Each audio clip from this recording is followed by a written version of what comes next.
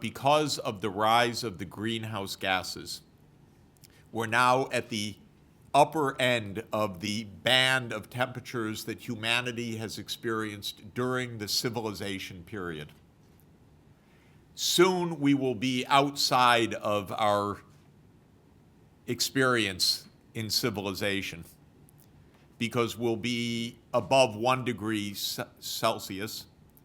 And even on the changes that we've made so far, when they work themselves out, we will be at somewhere around 1.5 degrees Celsius warming based on the gases that we've already put into the atmosphere. Because what's happening is that the gases called the greenhouse gases, the carbon dioxide, the methane, and the nitrous oxide that we have put up during the industrial period hasn't yet warmed the earth fully. It's not in balance yet because the oceans are still warming up. Like a big bathtub, they take a lot of time to catch up with the land warming. So we're already on a path of maybe 1.5 degrees Celsius. We're very close to not being able to stay below the 2 degree Celsius.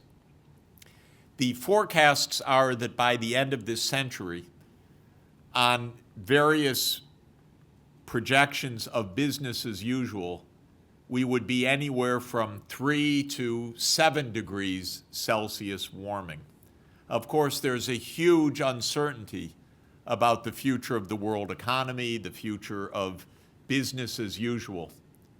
But almost all scientists agree that if we were to be above 3 degrees Celsius, we would be in a kind of environment that our species has never experienced, because as a biological species, Homo sapiens have been a species for about 200,000 years, and the temperature has never been that warm during our whole life as a species.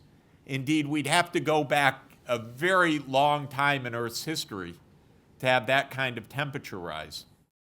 So this is the kind of scale of challenge.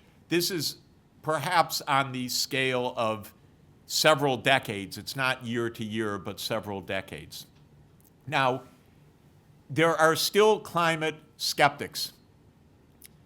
They generally exist in places where Mr. Rupert Murdoch has newspapers, which is the United States, the United Kingdom, and Australia. Because Rupert Murdoch's media is a propounder of climate deniers, especially in the United States, Fox News and the Wall Street Journal. I don't know truly whether this is a game, a set of vested interests, or scientific illiteracy. But it's one of those.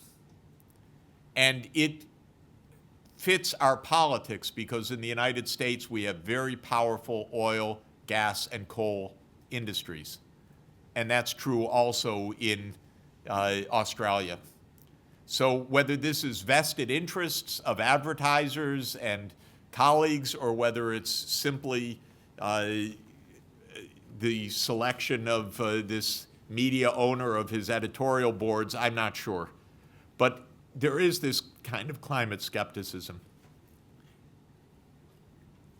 I would tell you, as director of a scientific institution, one of the world's leading centers of scientific knowledge of these issues, the Earth Institute, there is a consensus in the scientific community about the things I'm saying.